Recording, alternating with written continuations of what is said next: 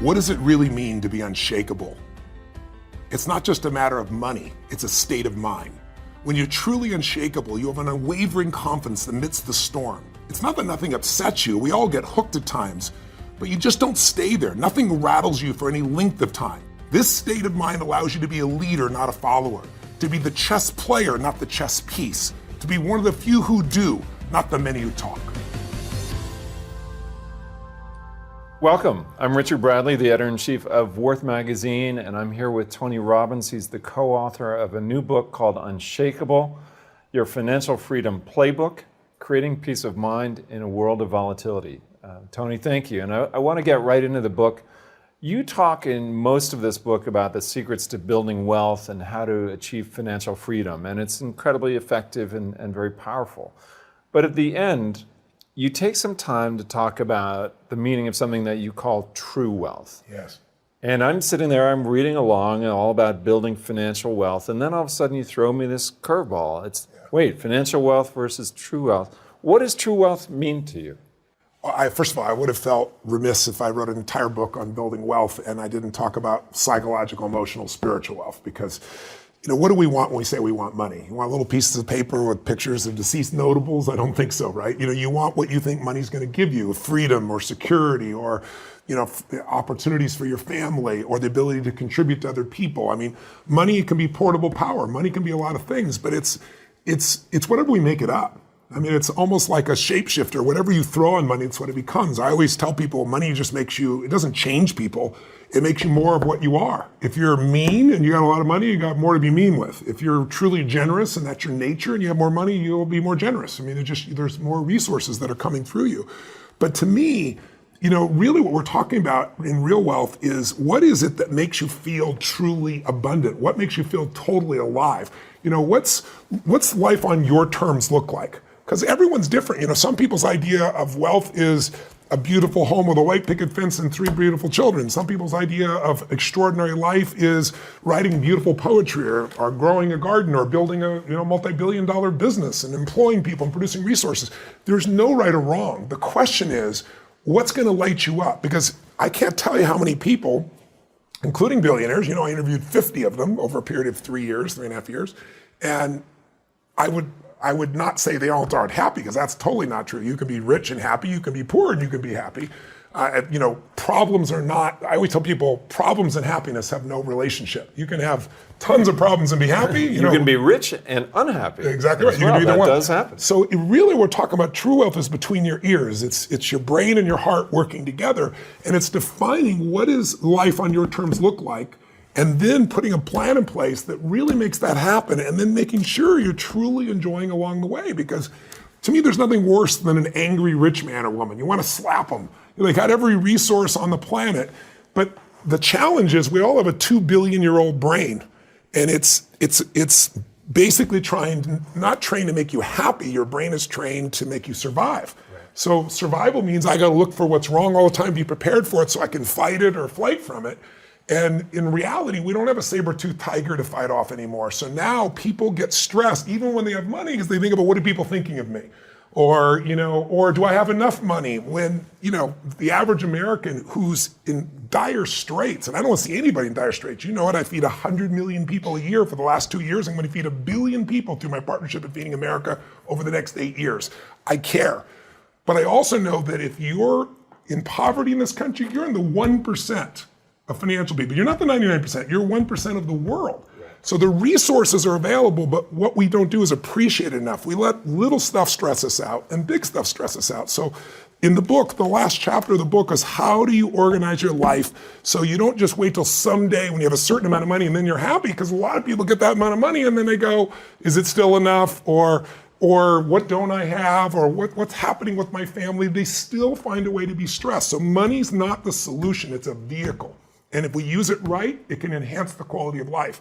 But we've also got to control these two things, the head and heart, in order to have the quality of life that we really deserve. So presumably that situation of having achieved true wealth is going to be different for everyone, right? Yeah. I mean, we all have our own idea of what an extraordinary quality of life is going to be, what that financial freedom is going to help us to do and to achieve. So how do we figure that out? Is there a universal formula that people can apply to sort of help them get to that point where now that we've helped them achieve some financial independence and financial security, how do they themselves figure out what true wealth means for them? I think most people, if you sat down and said, what does life look like on my terms? What would my ideal vision for my life be like? And you took 5 or 10 minutes, I do with people all the time. Most people with just a little bit of prodding or a little bit of state change, where they're not in their head, most people can start to list out what they'd want for their life. But what I found is life on your terms, extraordinary life, whatever it is, you need 2 master skills to really achieve that quality of life and sustain it. Like anybody can get rich. Staying rich is a different thing. And when I say rich, I don't just mean financial, I mean emotional, spiritual, physical, right? So the 2 skills are, number 1 is the science of achievement. The science of achievement, I call it science of achievement because it is a science. Anyone who applies the principles of science can get the same result. So there's a science to wealth. When I wrote Money Master the Game and now Unshakable, I said, okay, instead of me doing this from my perspective, I've worked with Paul Tudor Jones, one of the top 10 financial traders in the history of the world, a guy that in 1987, when the market dropped 22% in a day, made 200% for his clients that year. I mean, I know a lot. But what if I go to everybody? What if I dig under everybody and find out what it is? And what I found was all these people invested in different ways, but there were certain fundamental things in common. We call them the core 4 in this book here. And I began to share those and I started to apply them for myself. Same thing with health. Everyone is biochemically unique, right?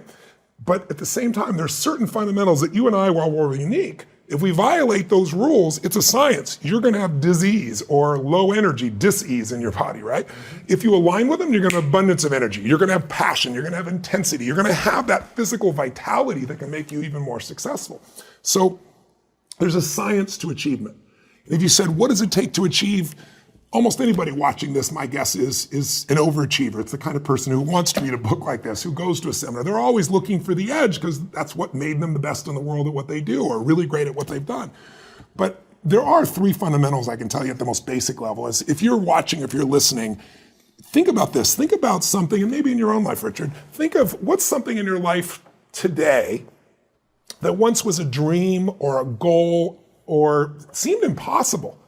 And I think all of us have that. So it could have been something as simple as, growing up and maybe a car represented, especially for a lot of guys, a car was that first symbol of I've achieved something, at a certain level, right? And you got that car and it seemed impossible. Or the job, or starting your own business, or a relationship. Mm-hmm. Can you think of one in your own life, something in your own life that was once seemed impossible, but is now, part of your life? Absolutely. Yeah. So what was it, can I ask? Well, I think it was probably writing a book. Yes. When I was a kid, I was a big reader, and I always dreamed of writing a book, and I never quite believed that I could do it. I've subsequently written 3. That's awesome. Still can't quite believe that I did it, but it's always an inspiring thing for me. And so I look back and I think, wow, there was no guarantee that I was ever going to do that thing that I dreamed about in childhood. Yeah. It's amazing to me that it happened.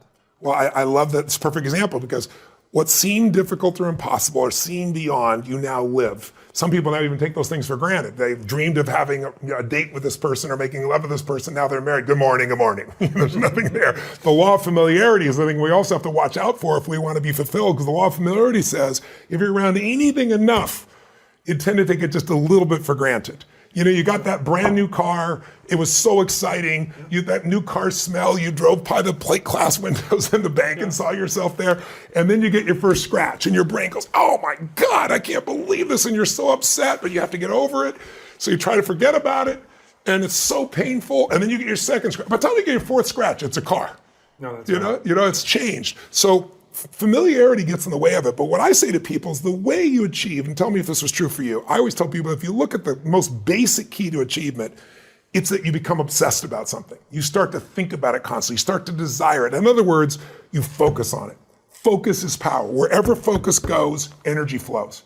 And so most people are focused on what they don't want instead of what they do want, so they experience more of that. So if you get obsessed about something, you can't stop thinking about it. Your brain kicks into gear to try to figure out how to do that, even if you don't have a plan. I've talked to so many people and said, what's something you couldn't get out of your head? You wanted it so bad, it seemed impossible, and yet somehow it came together. The reason is there's a part of our brain, it's called the RAS, Reticular Activating System, big words, called RAS for short. It's the part of your brain that notices things. That there's millions of things going on around you, millions. There's pulsation in your ear, you don't think about it to mention the skin touching your clothing, the people walking by.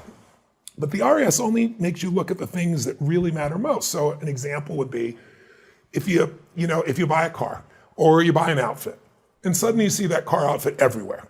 Those cars and outfits were always all around you, but now your RAS says, I own one of this, it's important, so you see it everywhere. Well, the same thing's true when you say, I want this, I desire this. Your brain can start to create a plan. That's step one. Step two is really fundamental. Sometimes you get by without it, but usually it takes massive action.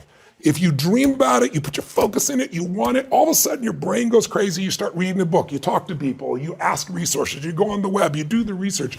And if you take massive action strongly enough and you keep changing your approach when it doesn't work, if you flex your approach, you'll find what's effective. So step one is obsess, get totally focused, unleash your desire, that gives the energy. Step two is not waiting. It's massive action, keep changing your approach until you find effective execution. If you're running east looking for a sunset, I don't care how positive you are, you're not gonna see the sunset. It's the wrong strategy, right? It's just not gonna happen. So you gotta have a proven strategy, and you can get there faster, same way I've done it with these books, is saying, I could go this, or I could spend 4 years, interview 50 of the smartest people in the world, all billionaires that started with nothing, and find out what they did, and compress decades into days. That's really the purpose of everything that I do. So when you have that plan and keep changing your approach, I always tell people, how long would you give your average kid to learn how to walk?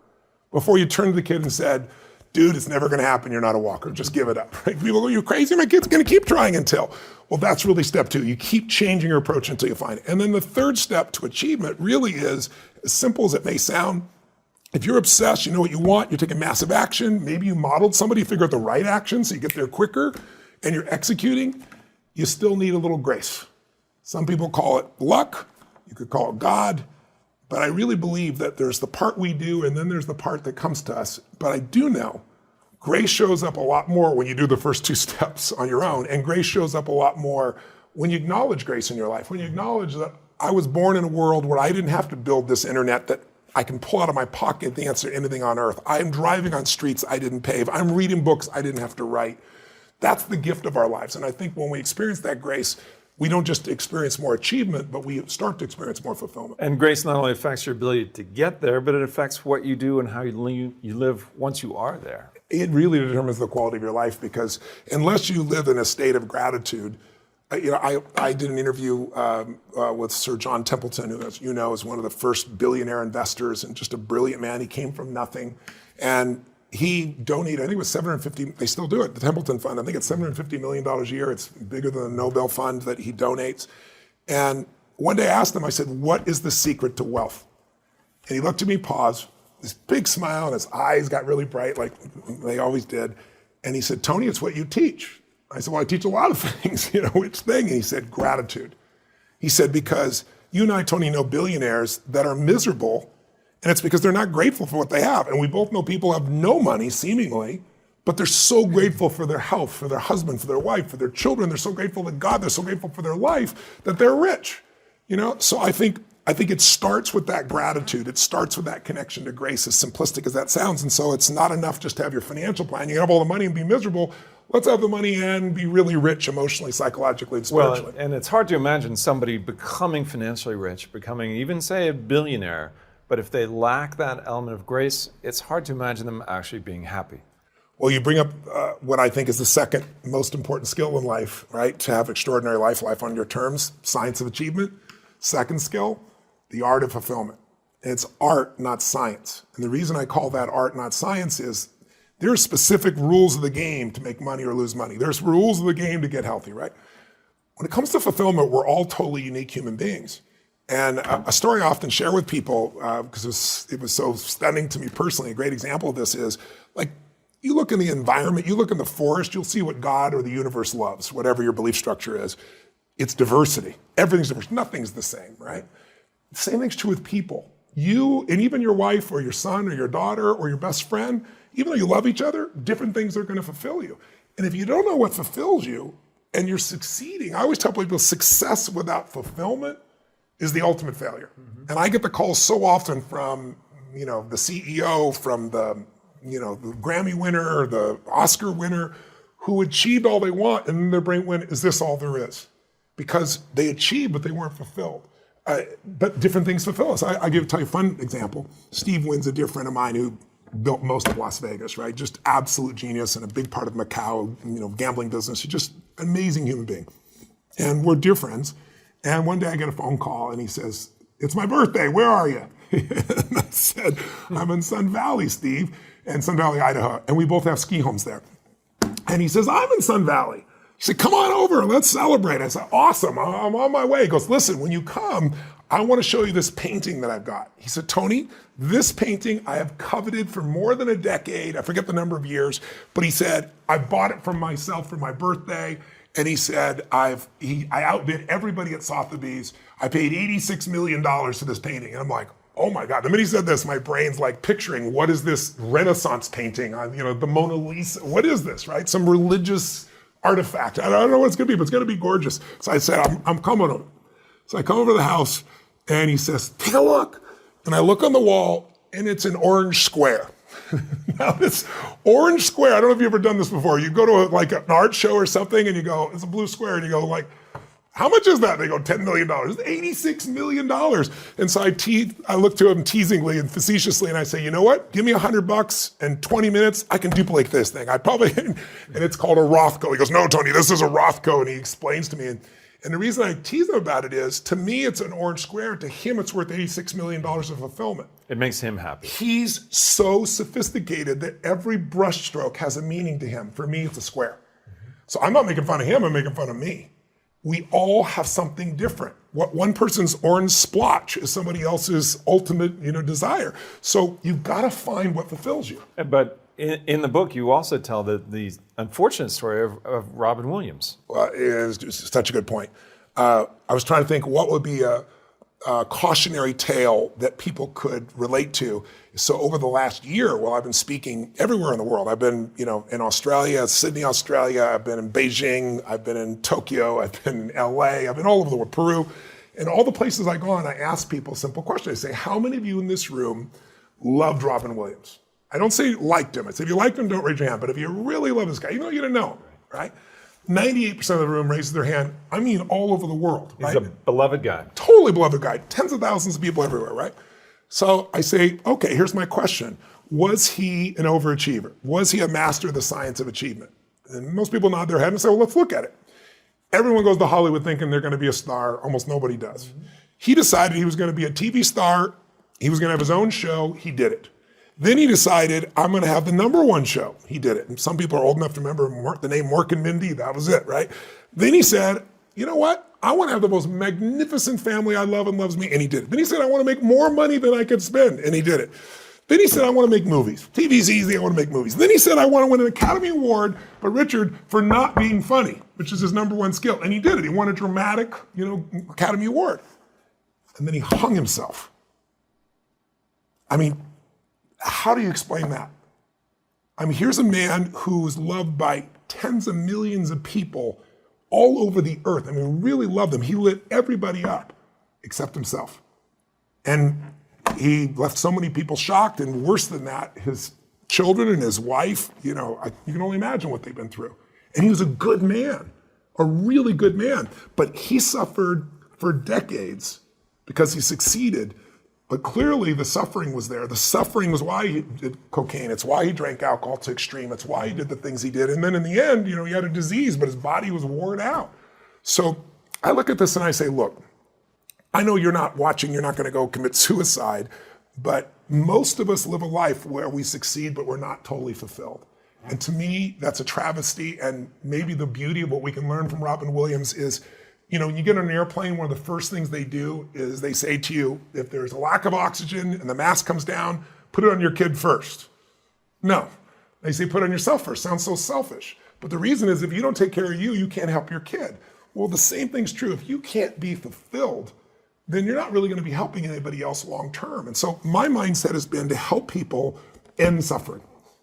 So, Tony, you asked me a question about my life. Let me turn the tables and put something back on you. You say in this chapter that you see so many people, maybe not to the extreme of Robin Williams, but still, who are missing out on so much of the joy and the fulfillment that they deserve to experience.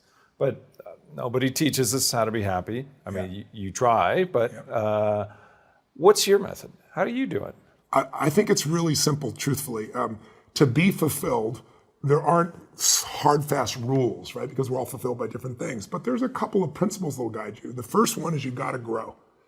I don't care how much money you have. I don't care how many millions of people love you. I don't care how great your children are. We grow or we die. It's the nature of a human being. In fact, the purpose of a goal is not to get the goal. People get the goal, like I said, and go, is this all there is? The purpose of a goal is to become more. Because what we get, as much as we get, it's never going to make us happy. Those are tools that we can use to help people, help ourselves, help our family. But what makes us happy is who we become. And so, if you grow, I always tell people, if you want to know what it takes to be happy, it's one word: progress.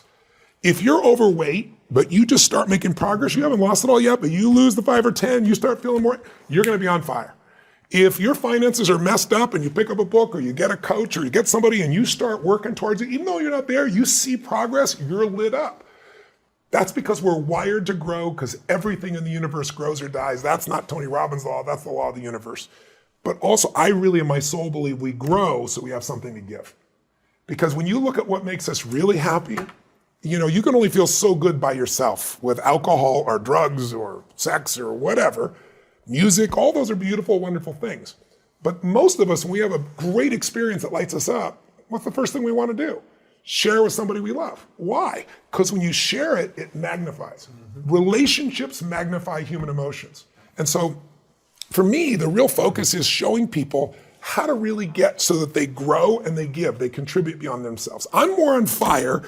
I wrote this whole book, and I wrote Money Master. I've spent the last, 5-6 years giving away $10 billion. I didn't make a penny from any of this, but I've been more excited about feeding 1 billion people than any freaking house or car or plane or anything else that's there, because there's just so much more meaning when it's not about just you, when your life is about something larger. But here's the challenge. I said earlier, we have this 2 million-year-old brain, right? And it's looking for what's wrong to help you survive. Right? It's always looking what's wrong. It's not going to make you happy. So for years, I've taught people how to go into a peak state, athletes, business people, presidents of countries. Because when you're in a peak state, think of it as like a high energy state where you feel extraordinary, where you're really the master of your world. When you're in that state, producing results is easy and you have tremendous energy. If you're in a low energy state and you love somebody, let's say in an intimate relationship, two people can totally love each other, but if they're frustrated, they're overwhelmed, they're stressed out, they're worried, they're in a lower energy state, then what happens in that low energy state is you'll say things and do things that'll hurt this relationship without even meaning to. Good people will say the wrong things when they're pissed off and frustrated, and you can't take it back. So I've always taught people, live in a peak state. Train yourself to be energy rich, not energy poor. Poor financially you can solve. Poor energy, you have nothing, right?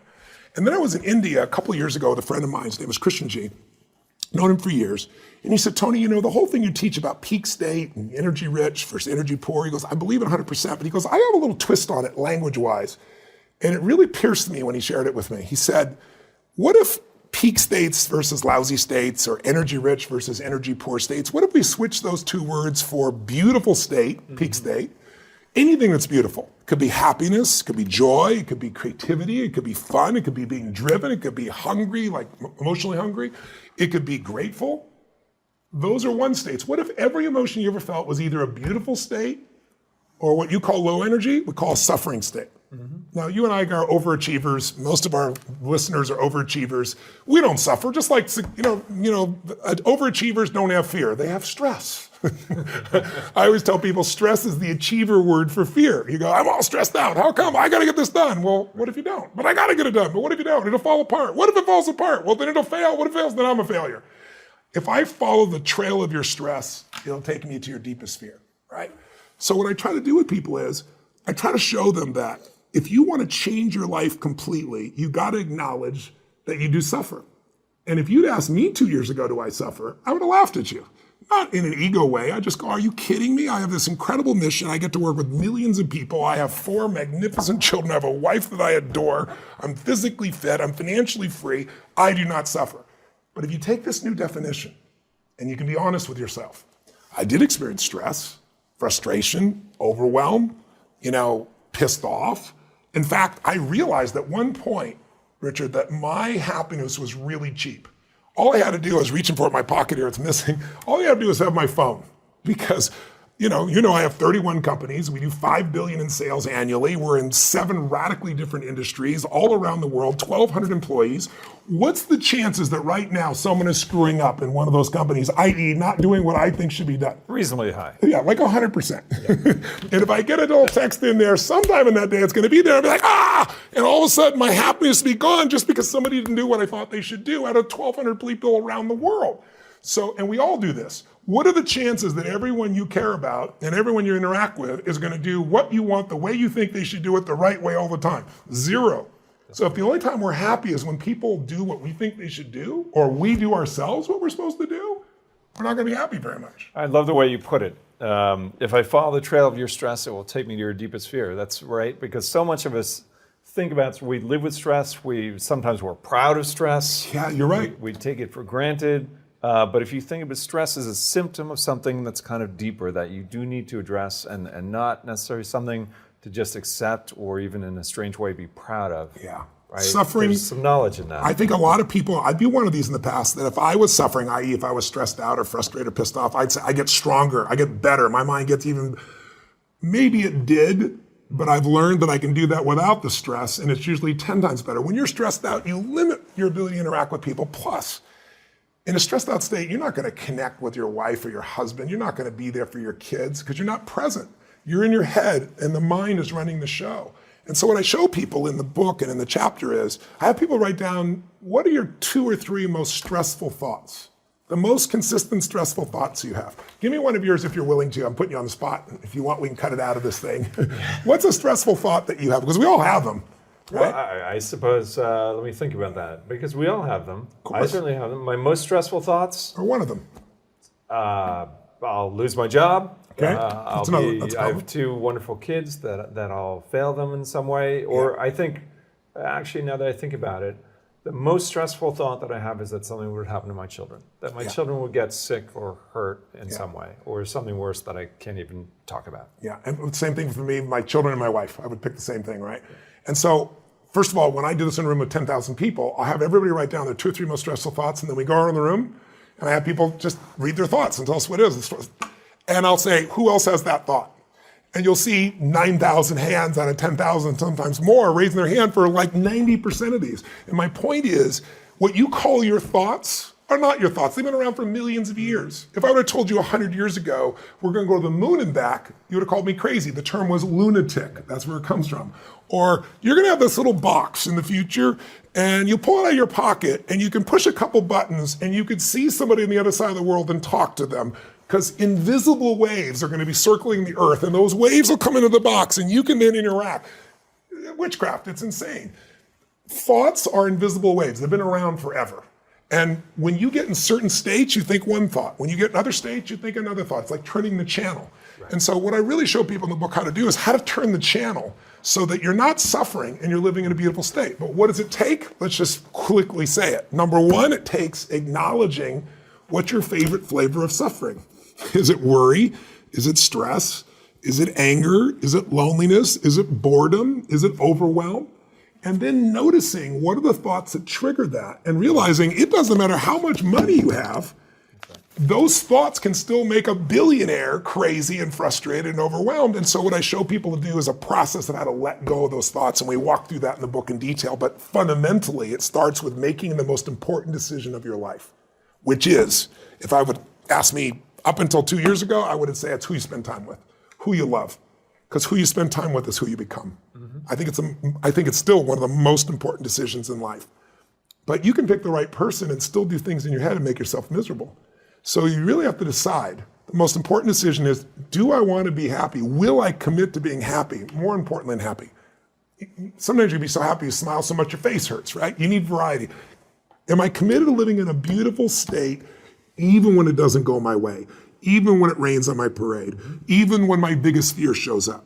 Because I can't control whether your husband or wife will live or die or get sick or leave you or get a divorce. I don't want any of that to happen to any human being. I hate suffering. I do anything I can to help people not suffer. But I can't control that. You can. There are people who have lost their arms, they've lost their sight. There have been people that have been through the most horrific experiences in life, and they found a way to still be happy because they've made the decision that life is too short to suffer. I've interviewed dozens and hundreds over the years, but dozens that have impacted my soul, that made me realize I can change this. I've just gotten used to it. I bought into the theory that this survival software that's constantly running and making you suffer, that's normal. No, that's what the mind will do. And mind has been around forever. What I'm gonna do is something different. And the way I get out of suffering, I give myself a 90-second rule. It's really simple. I say, look, if I feel myself starting to feel that stress, feeling that pissed offness or upsetness or concern or worry about my kid, whatever, I realize that's not gonna make it better. Life's too short to suffer. And then I just kind of breathe slowly, slow everything down, and I just watch the thought go by and go, look at that crazy thought. Because everybody's had crazy thoughts. Everybody's had the thought, I'm gonna kill that son of a bitch, right? And then you don't kill them because you don't believe that thought. It's the thoughts that are stressful that you believe that mess you up. When you question them, you break the pattern. And then the last thing besides the 90 seconds, and by the way, Richard, be honest, in the beginning, it should have been like 4-hour rule, maybe a 4-day rule. I was not very good. A waiting period. Yes, but what's nice is the more I've done it's like a muscle. The more I've trained myself to do it, I can authentically tell you now, it takes a lot for something to take more than 90 seconds for me now. And the level of joy surpasses all the money you could ever have in a million years. And then the money, it's easier to even make money because you're not attached. You don't have the fears. You don't have the scarcity that people have because you feel so rich already right now. I always tell people, don't wait to be rich. What is that richness? It's abundance, it's joy, it's happiness, it's contribution. It's getting out of yourself. Because as long as we're thinking about, oh my God, I lost something, or you did something, now I have less love, less respect, less money. If I think lost less, or because you did something, or because I did something, I'm never gonna have what I want in my life. Lost less, never. Those 3 thought patterns, they're the source of all suffering. And the antidote, see it for what it really is, know it's BS, and find something to appreciate. What I tell people is, if you want to change your life overnight, I'll give you one example real fast. I'm privileged enough to have my own private jet, and it's a Global Express, so I can go to China nonstop. It's an unbelievable gift. It's having your office in the sky. I'm so grateful to God for it and all my partners and team members that I can have this privilege. But for most of my life, I obviously flew commercial, and I would fly to Australia 3 times a year, which from the East Coast is 40 hours round trip. It's like some people's idea of a work week. It's kind of crazy. And you get on, let's say in LA on the last leg, and it's 14 hours on Qantas Airlines. And I remember getting on there and I'd get so stressed because I'm like, I'm out of touch with all 31 companies, all my employees. I gotta be here for 14 hours, and when I land, it's all gonna build up. The emails, the texts, the Slacks, all that stuff, right?